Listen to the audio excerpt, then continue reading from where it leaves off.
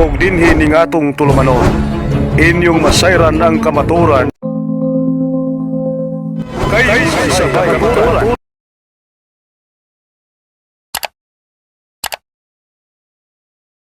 Hate na hate ko ang Catholic noon, pero akalain mo ngayon naging Catholic ako?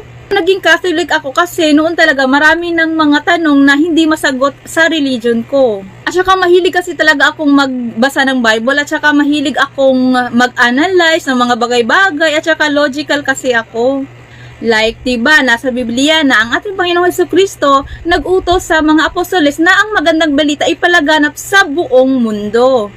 Kaya yun, minsan sumasagi sa isip ko na kung inutusan pala sila ng ating Panginoon na ipalaganap ang magandang balita sa buong mundo, saan na yung bunga nila? Saan na yung mga simbahan na naitayo nila? Syempre, di ba, inutusan sila na ipalaganap. Syempre, marami na siguro silang simbahan na naitayo sa iba't ibang parte ng mundo.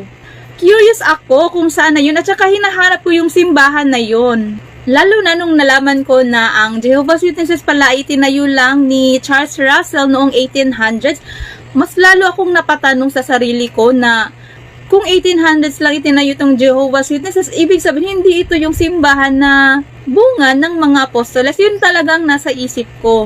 Tinanong ko yung ibang kapatid na saksi. May isa akong tinanong, sabi ko na sana pala yung bunga ng mga apostoles noon, saan na yung simbahan nila? Pero sabi niya sa akin, ang sagot niya sa akin, mula daw nung namatay ang mga apostoles, nawala na daw lahat ng mga Kristiyano. Kaya tinanong ko siya, saan namang Bible verse makikita na ang mga Kristiyano ay nawala lahat mula nang namatay ang mga apostoles? Sabi niya, nasa Bible daw, pero hindi niya maipakita sa akin. Sabi niya, babalikan na lang daw niya ako if nakita na po niya yung talata sa Biblia. Pero hanggang ngayon, hindi pa niya ako binalikan. 5 years ago na nangyari yun. Hanggang ngayon, hindi pa niya talaga ako sinagot. Doon na, nagsimula akong mag-focus na lang na hanapin yung kakatotohanan, at saka hindi na ako masyadong active sa pagdalo ng mga Bible studies namin.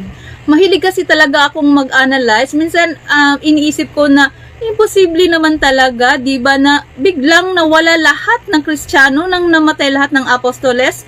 Parang walang logic ba? Saan yung logic kung ganyan yung iisipin mo? Kasi ako naniniwala kasi ako na nang mamatay ang apostoles, meron talaga yan silang mga sumusunod. Hindi talaga yan napuputol. Imposibleng maputol yan. Yun talagang nasa isip ko. Kaya hinanap ko kung ano yun, kung ano yung simbahan nila ngayon. Nung panahon na yun, grabe nauhaw ako sa katotohanan noon. At saka grabe, umiiyak ako, nagdarasal ako na, God,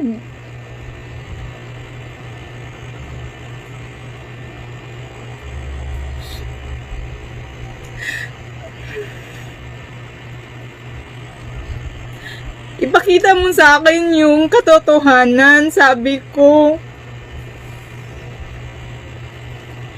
Sabi ko, ipakita mo sa akin yung katotohanan kasi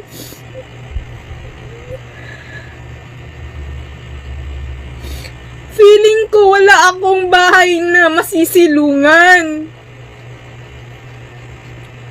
Sorry po, naiyak lang ako. Ayaw ko naman din bumalik sa dati kong religion kasi marami akong nalaman na mga maling aral. Marami akong natuklasan, kaya ayoko na talagang bumalik din doon. Sorry sa mga makakarinig nitong mga dati kong mga friends, ha. Sorry talaga, ganito talaga yung katotohanan sa akin eh. Ito yung katotohanan sa akin. Sorry talaga if I know kung marinig nyo ito masasaktan kayo, pero ito yung totoo sa akin.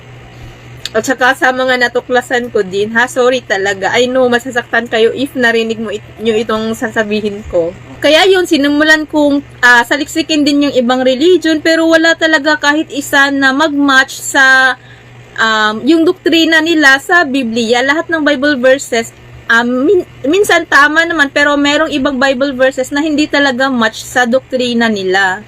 Kumbaga may tamang aral naman sila, pero yung ibang Bible verses, contradiction doon sa aral na binibigay nila. At saka sa Catholic, wala talaga sa option ko na mag-Catholic kasi nasa utak ko na talaga na ang Catholic sumasamba sa ribulto, mali ang aral, wala sa Biblia ang mga aral. Ganun talaga yung nasa utak ko kasi yun naman talaga ang sinasabi sa dati kong religion, yun ang sinasabi nila sa akin na mali yung aral ng Katolik, ganun ba? Wala sa Biblia, at sumasamba ng mga ribulto, Diyos-Diyosan, ganun talaga yung nasa isip ko. Kaya hate na hate ko yung Catholic noon. Parang allergic ako sa Catholic na religion noon. Pero ayun, dumating ang araw na wala ng ibang religion, Catholic na lang talagang hindi ko pa pinakinggan. Kaya wala akong choice, sinubukan ko na lang na aralin ang totoong aral ng Catholic Church.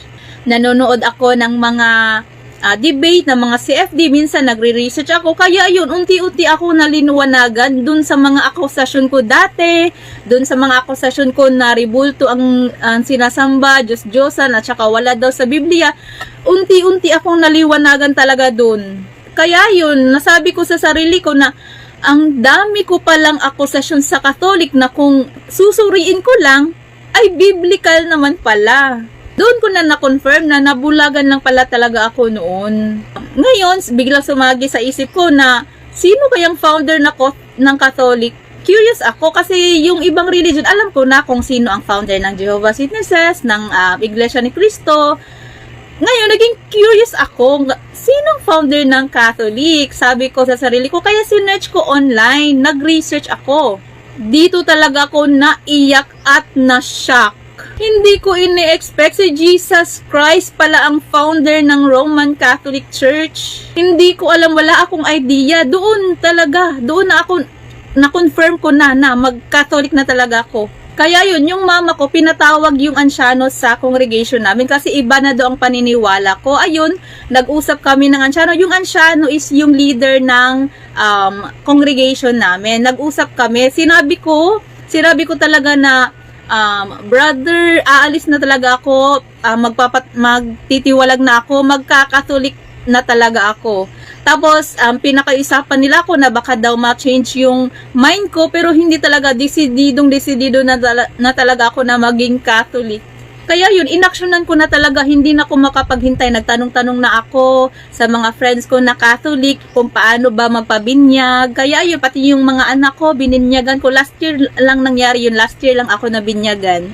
Kaya thank God talaga, nahanap ko yung katotohanan, nasabi ko talaga na, I'm finally home. Nakarelate talaga ko dun sa Miss USA na na-convert din ng Catholic na sabi niyang, I'm finally home. Ganyan yung na-feel ko. Yung happiness kakaiba. Priceless. Nasabi ko talaga na hindi mababayaran ng anumang halaga pag nahanap mo talaga yung katotohanan. Kaya totoo ngang weak Catholics become Protestants, strong Protestants become Catholic. Pro Deo et Ecclesia.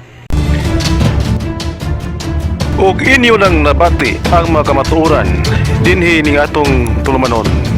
Kay sabay kamatuoran. Ako lang hinaot, kadaghang kamog nakatunan.